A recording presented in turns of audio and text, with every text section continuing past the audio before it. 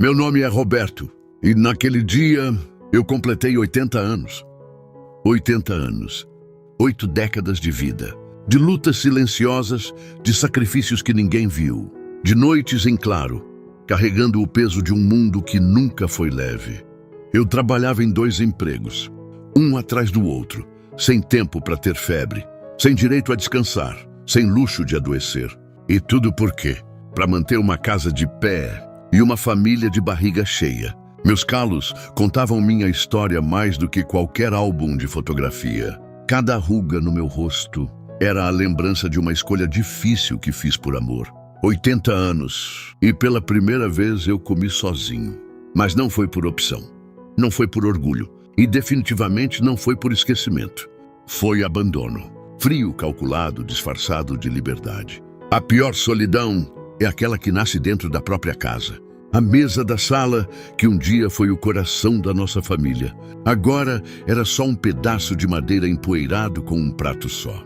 Um copo só, uma vela acesa. E um silêncio tão denso que eu podia quase tocá-lo. A casa, antes cheia de risos, de passos correndo de um lado para o outro, de discussões bobas sobre quem ia lavar a louça.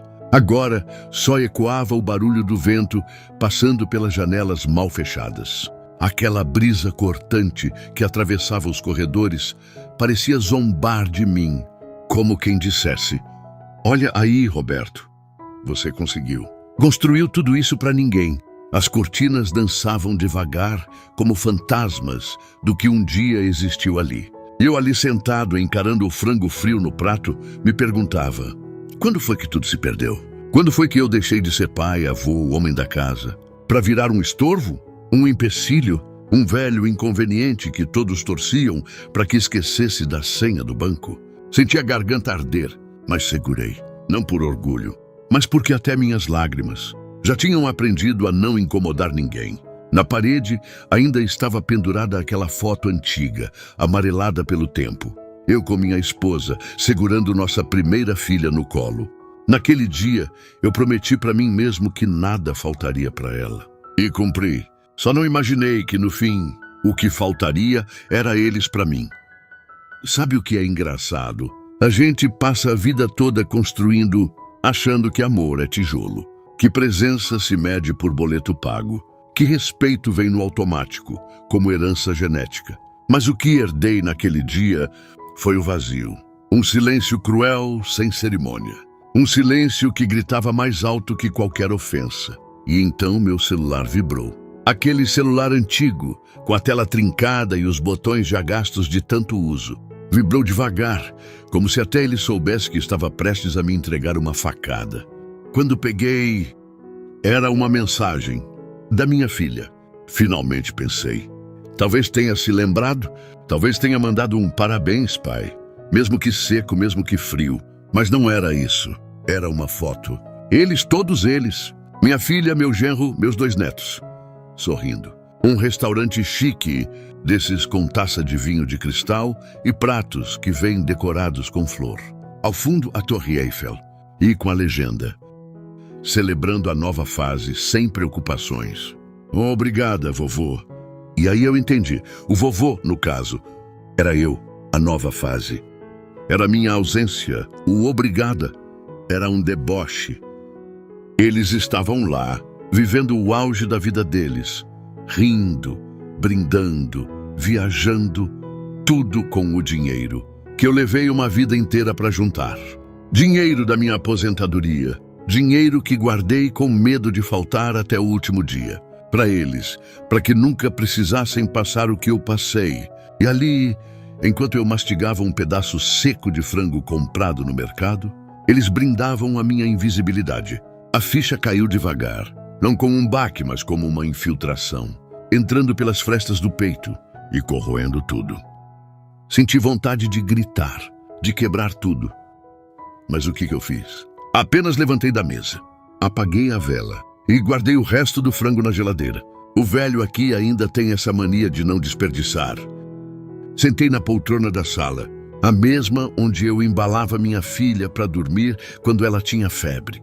A mesma onde contei histórias para os meus netos. E ali, sem ninguém para escutar, Eu desabei, mas desabei em silêncio, porque até o meu choro aprendeu a respeitar a solidão.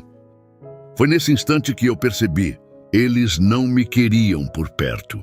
Não se importavam com o que eu era ou com o que eu sentia. Eles só queriam o que eu tinha. E agora que conseguiram, estavam me descartando, como se eu fosse um móvel velho, como se eu já estivesse morto, mas eu não estava morto. Não ainda, e eles iriam descobrir isso da pior maneira. Porque naquele instante, nasceu dentro de mim algo que eu nunca havia sentido antes, vontade de vingança. Eu fiquei sentado naquela poltrona por horas, não dormi, não comi mais nada. Apenas pensei. Revirei cada lembrança como se fossem gavetas velhas. Cada palavra dita ao longo dos anos, cada sorriso falso, cada abraço forçado. Tudo agora fazia sentido. Eles nunca me amaram como eu os amei. Nunca me respeitaram como eu os respeitei. E nunca me enxergaram como mais do que um cofre ambulante. E foi ali, entre a penumbra do fim de noite e o amargo de um aniversário esquecido, que uma decisão foi tomada. Chega. Chega de ser bom para quem só retribui com o egoísmo. Chega de doar meu tempo, minha saúde, meu suor, para gente que só esperava o dia em que eu deixaria de respirar. Eu não queria brigar, eu não queria gritar. Eu queria que eles sentissem exatamente o que eu senti. O gosto do abandono, o veneno da solidão, mas principalmente a surpresa de descobrir que o velho inútil ainda sabe se levantar. Na manhã seguinte, sem avisar ninguém, fui ao banco. Não fui só tirar extrato, não. Fui atrás de algo mais profundo. Conversei com a gerente, uma moça nova, ágil, que parecia mais preocupada em bater metas do que ouvir um senhor de 80 anos. Mas quando mostrei os documentos e as movimentações suspeitas nas minhas contas, o semblante dela mudou. Senhor Roberto, isso aqui é grave. Tem movimentação de altas quantias em contas. Isso aqui pode ser fraude. Assenti com calma. Ela chamou o gerente geral. Me indicaram um advogado. E pela primeira vez em anos, eu fui ouvido. Voltei para casa mais leve e, ao mesmo tempo, mais forte. Sabe mais o que descobri? A empresa da minha filha foi registrada com parte do meu dinheiro. Negócio de família, diziam. Com tudo em mãos, fui ao cartório.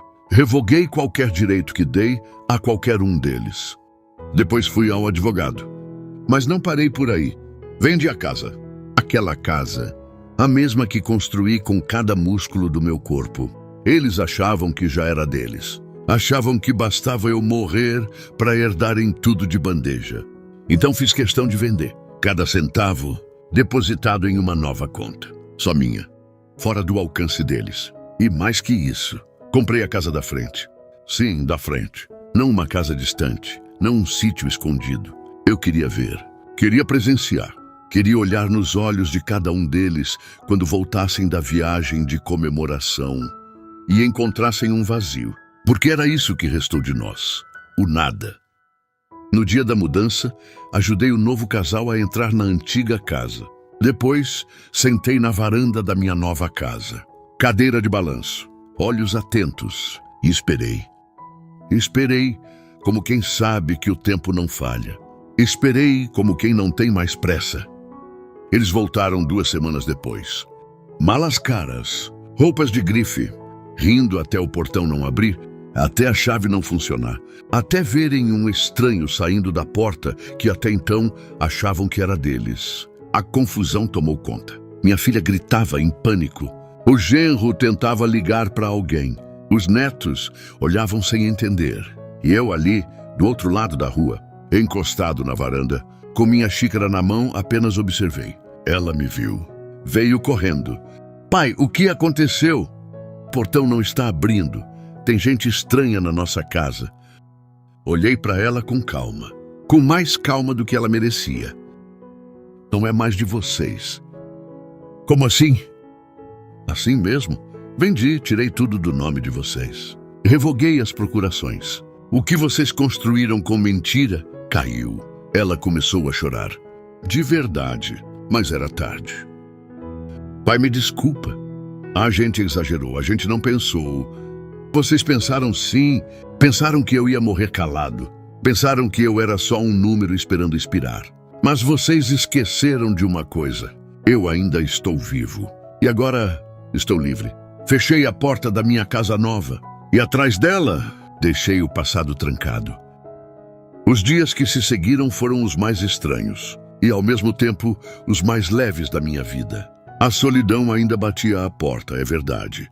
Mas agora era uma solidão minha, escolhida, honesta, sem chantagem emocional, sem chantagem financeira, sem laços amarrados com um nó cego. Eu acordava cedo, tomava meu café na varanda, meus netos me ligavam desesperados. Mas o mais doloroso foi perceber que não era amor o que motivava aquilo.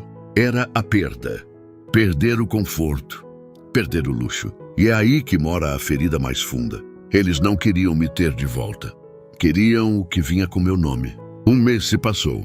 E numa tarde chuvosa, enquanto a água escorria pelas calhas e o cheiro de terra molhada invadia a casa, bateram na minha porta. Era minha neta mais nova, a única que ainda me olhava com olhos limpos. Tremia, molhada da cabeça aos pés, segurando uma sacola de supermercado. Mamãe não sabe que eu vim. Eu trouxe bolo. Fiquei em silêncio por uns segundos. Ela mordeu o lábio insegura. É de fubá. Igual ao que o senhor fazia quando eu era pequena. Respirei fundo. Abri a porta devagar. E pela primeira vez em muito tempo, deixei alguém entrar de novo. Sentamos à mesa. O bolo estava seco, meio queimado nas bordas, mas era o melhor que eu já tinha comido. Ela me olhou e disse: "Desculpa por não ter feito nada, por ter ficado calada. Eu vi tudo, vô, sempre vi, mas eu era criança. Eu só queria que me amassem também." Meus olhos encheram, mas continuei firme. "Você ainda é criança, minha filha. Só não seja cega como os adultos que te criaram." Ela assentiu, me abraçou, e ali, naquele abraço, algo se reconstruiu. Não com promessas, não com heranças, mas com verdade. Minha filha não fala mais comigo, nem o genro. E, para ser sincero, nem sinto falta. Porque aprendi finalmente que amar demais quem só sabe tirar é um jeito lento de morrer por dentro. Eu não nasci para morrer em pedaços. Nasci para deixar um legado, mas um legado de valores, não de contas bancárias. E se eu puder deixar um último conselho, deixo esse. Não espere o fim para perceber quem realmente está ao seu lado. E se for preciso se afastar de quem deveria te amar, que seja pelo bem da sua paz. Porque dinheiro algum no mundo vale mais do que um prato de bolo mal feito, com amor de verdade. E agora me diz, você teria coragem de fazer o mesmo no lugar do Roberto? Ou continuaria engolindo o silêncio enquanto te arrancam tudo? Se essa história tocou seu coração, deixa seu comentário com a palavra justiça, porque tem feridas que só a verdade cura. E histórias como essa precisam ser contadas. Curta, compartilhe e se inscreva, porque no próximo vídeo a vida vira de novo. E talvez seja a sua história que a gente conte aqui.